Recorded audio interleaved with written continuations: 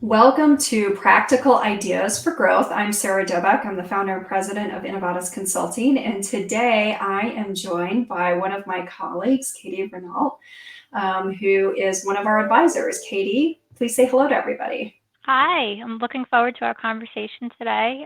We have a lot of great insights to share about social media software. Yeah, absolutely. I love this topic. And I know this is close to heart for a lot of firms who are managing social media. And it's something we've been spending a lot of time on. We just recently completed a pretty big project on our own to evaluate social media software. And we thought it would be the perfect thing to talk about because I think there's a lot of firms out there that are still using some of the same tools that were out there 10 years ago and maybe don't realize the breadth of softwares that are available to them and some of the features that come along with those. And I know it was a fairly eye opening experience for us to see some of the new stuff that's evolved, and more importantly, how this can really help a lot of firms in some of their social media efforts. So let's jump in.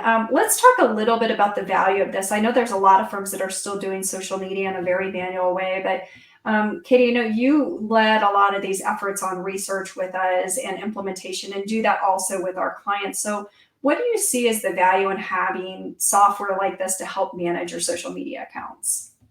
Yeah, sure. There's definitely a ton of pros. The biggest one being save time. In a lot of conversations that I'm having, I hear everyone say, I wish I had more hours in the day. And I think this is one way you might be able to get a few hours back in your day, if not week. If you're logging in and out of individual profiles, if you're logging into Facebook and Twitter and LinkedIn individually and scheduling posts manually, there's a way to save time, centralizing it into all one platform. So for foremost, saving time. It's also going to help you stay organized. So a lot of these softwares have calendar views, um, allowing you to plan out content for if it's 1 week, 2 weeks, or if you plan out content for a month, you can really stay organized, work efficiently. So if you have a couple different stakeholders involved in this process, maybe one person drafting a post, another person approving it. Some of these softwares even have workflow capabilities. And it's unbelievable what the software can do these days with automation. There is so much automation in these softwares. Like you said, Sarah, if you haven't evaluated it in a long time, you would be amazed. There's so much you can do responding to messages, questions, comments. You can monitor competitors. There's social listening components. There's a lot of analytic automation. Some platforms will even let you manage your social ad campaigns. The list just is endless of the different features that you can automate these days. Yeah, and automation is such a big part of marketing. I'd be remiss, and I want to go back to some of those features, Katie, but I'd be remiss to talk about some of the cons because I think there's a lot of frustrations that we have in working with those. And I think we learned along the process that some of them are unavoidable, right? So we hear a lot, I think, oh, well, this LinkedIn connection broke, this Facebook connection broke. And I think we think it's the software tool, and it's not always the software tool. I think in some cases, for a few instances, it can be, but I think a lot of it is actually being driven by security updates and verifications that are happening on the social media side. So you want to talk a little bit about what we learned in this process related to some of those and maybe some other cons that we see in using social media software? Yeah, sure. To speak to that verification process, so oftentimes your profile will disconnect, and sometimes it does it without rhyme or reason. It just disconnects over the weekend, and it could be extremely frustrating to log in on Monday morning and to see that your post didn't go live. Um, So what happens is, like LinkedIn, for example, or Facebook, they require a token with these softwares, and that token has to refresh. And you either have to manually refresh it, or some softwares will actually let you know when that token refresh is coming up and give you a warning or allow you to check the status. So if that's something that really frustrates you, that token refresh, look for a tool that has a feature. Not all of them do, but some of them do, and it has a feature that allows you to see, when is your token going to need to refresh. Um, so if that's something that frustrates you, definitely keep that in mind. Another con, I would say, it's hard to think of cons because it can do so much for you. The other con I would say is that there's so many features it can become overwhelming. Just because there's all of these bells and whistles doesn't mean you're going to leverage all of them. So as you're doing research, it can be so tempting to put all of these things on your must-have list, but really just focus on the ones that you can truly use and leverage, because there is a setup curve and a learning curve. Just because you have all these features doesn't mean you're going to use them all. And if you aren't leveraging them, then they're just, what's the point of having them all? So make sure you're spending time implementing and, that learning curve and setting it up and making sure you're selecting something that you're going to actually use and be able to grow into. I love that you talk about that because I think so many times when we're selecting software, we don't think about what's the purpose or what's the end result that we want. As we work with our clients, we try to look at that. And, one example recently is we helped a firm find and select a social media software. And the real purpose and the reason we selected the software we did is because we really wanted to get engagement across the firm. And how our partners and principals and managers were engaging was really important. And we needed to elevate and amplify that message across a very large firm. And so that was a key driver in the software that was selected above and beyond some of the other tools that we probably could have looked at because they did it the best in the marketplace. And we're not going to advocate for any specific tools today on this discussion, but that influence and evaluation is really important. Is there anything else, I guess I should ask, Katie, that you think firms should be looking at or that we recommend to our clients, when we're looking at, evaluating things that they should be considering? Yeah, what I would do is I would sit down and I would create your list of must-haves versus nice-to-haves. And I would make this a collaborative brainstorming session. It doesn't have to be fancy, it could just be a Word document, bullet points, and start jotting down the things that you absolutely need. And some of these things could be like, how many posts do you need to the ability to schedule in advance? Are you someone who schedules 1 week versus a month? Because some platforms will limit the number of posts you can schedule. Another big one is, how many channels do you need to connect? Count those up. Are you on LinkedIn, Twitter, Facebook? Plus, do you have 10 partners who you're posting on behalf of their LinkedIn profiles for? So, you want to count up how many channels you need to connect, because that will be another driver. And then also, most notably, what platforms do you need access to? Because not all social media management platforms connect to all channels. So you'll want to make sure, if you're on Facebook, LinkedIn, Twitter, if Instagram is part of your careers or recruiting strategy, you want to make sure that the platform you select, it's friendly with all of those different channels. Yeah, that's a really good point, and I love that. I think too many times we jump into something or we get led by cool features on some of those, and it can sometimes influence us in the wrong direction.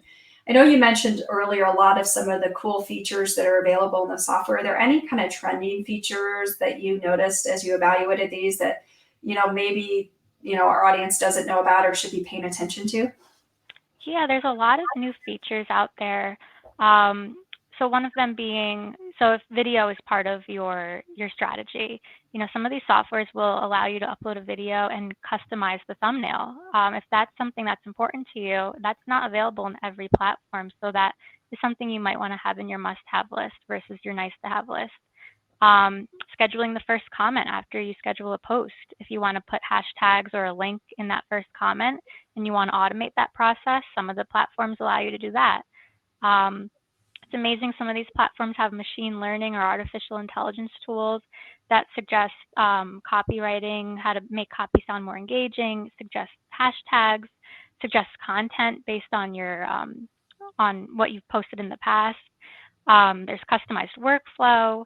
One thing that I thought was really interesting is that more and more of these platforms have the social listening component, so the ability to monitor what people are saying about your firm, what people are saying in the profession, in a particular industry. So really listening about different trends and conversations that are happening.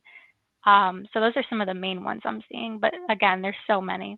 Gosh, that social listening is so important in being able to engage with your audience, but it also can provide so much insight for the firm. And I would say by and large, I think this is an area a lot of firms are missing out on is some of that social listening. I think we take it for granted. And we have some clients that are getting an amazing amount of inquiries and questions from existing clients through their social channels. And this has become really important just for client service to be able to respond to some of those inquiries, and why these clients are choosing their social channels over direct contact. I'm baffled. Maybe they just can't find the information when they need it, but it's been amazing to me to see the number of inquiries coming through some of those social channels for things like, hey, I need to speak to so and so, or I have a question about XYZ. How can you help me?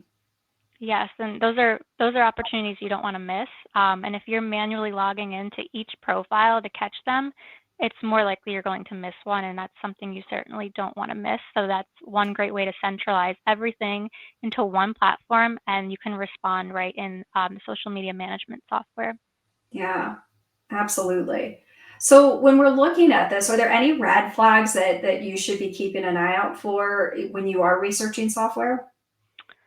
Um, Red flags. So after you create your list of must-haves, nice-to-haves, you really want to look out for things that are important to you that a software can't do. So, for example, let's say it's very important for you that you like, well, part of your strategy on LinkedIn posting is tagging individuals or tagging other companies in your post. Just be aware that as you're researching the softwares, that's something that I have yet to find as available. You can't tag through a social media scheduling software. So just be aware if there's anyone who's making a claim that maybe you're unsure of if it's possible, that you'd want to follow up in a demo, or maybe reach out to customer service and make sure it's a legitimate feature that is available. Absolutely. Good point. And I do think that sometimes the sales folks are really good at pitching some of these features. So validating and verifying some of those things and how can be really important to not being oversold something. I love it.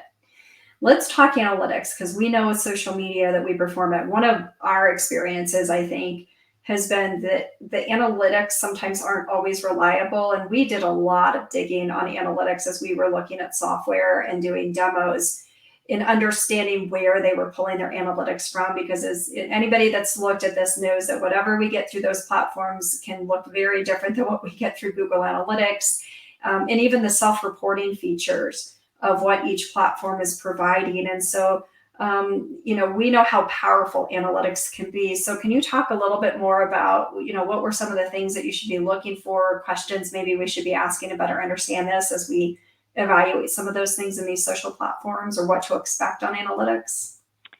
Yeah, that's a great point and a great question, Sarah. So when you're looking at the analytics function of a social media software platform, you really want to look and ask them, where is their data coming from? Because you'll notice if you were to log into the actual platform and compare apples to apples, the information that they're reporting versus the information from the actual platform, it's not always apples to apples. So you want to look at how close the data is and ask them where they're sourcing their data from, because some softwares will only count the things that you post through their software. So, for example, if you were to log into Facebook and make a post versus using their platform, they're not necessarily capturing that post that you manually went into Facebook and posted. So you want to make sure you're asking these questions and taking them into consideration when you're looking at your data at the end of the month, because not all of your data might be getting accounted for. Um, Another thing you want to look for is, your custom reports. Can you customize them? Because some things might be more important to you than others. Can you truly have a customized report, or is it really plug and play and you can only export what they give you in that layout? Yeah, I love it. And analytics are so powerful. Some of the programs we liked the best, I think, allowed you to actually be able to pull in Google Analytics and really pick and choose what information you wanted to see and what were the key indicators for the things that you were trying to measure in all of this. Some of the programs actually have their own reporting mechanisms too, like earned media value or some of those other things that they've created to help quantify the value what it is that you're achieving. So that's always interesting to me. And sometimes value and sometimes not as valuable. I think, again, it depends on kind of whatever you're trying to accomplish for some of this. So I know we said we wouldn't go there and we're not necessarily endorsing anything, but I'm sure everybody who is listening really wants to know what are some of the platforms, that are big names that are out there that we should be paying attention to. I think most of us look at social media management platforms, and the two most common that we hear about are, Hootsuite and Buffer, right? Those are everywhere. Those are low cost providers. Not necessarily bad. They can be a good entry point for some firms, but there was a lot that was out there, and I know we can't list them all, but what are a few that you think work really well for accounting firms, have some of the features and functionality that an accounting firm today might want to look for? Yeah, sure. There's so many out there, and when you start to do your research, it can be overwhelming because there's dozens and dozens. So you have your mainstream ones like Buffer, Hootsuite, Sprout Social. Those are the ones that have been in the market for a pretty long time, and you might already be using them, and maybe you're curious what else is out there. I think you'd be pleasantly surprised how much else is out there now. When we did our research, I there was a lot of new players in the field, like Octopus, Meet Edgar, Social.io, honestly, Content Studio.io. There's dozens and dozens. So Yeah. if you're just starting, I would say start a list of all the different ones. Do research online, read reviews, and then once you have your must-haves, you can filter through all these different platforms and really it'll be easy to eliminate the ones that might not be a good fit once you identify what you're really looking for. Yeah, I couldn't agree more. The other one that I hear a lot about in the profession is Clearview Social because of its LinkedIn coordination and features for firms wanting to get partners and principals more engaged across the firm. So I love it. Katie, thank you so much for sharing some of your experiences with this with our audience. We appreciate it. I've loved the conversation. If you guys have any questions on social media platforms or anything else, please feel free to reach out. But thanks so much for joining us today. Thank you. Bye bye.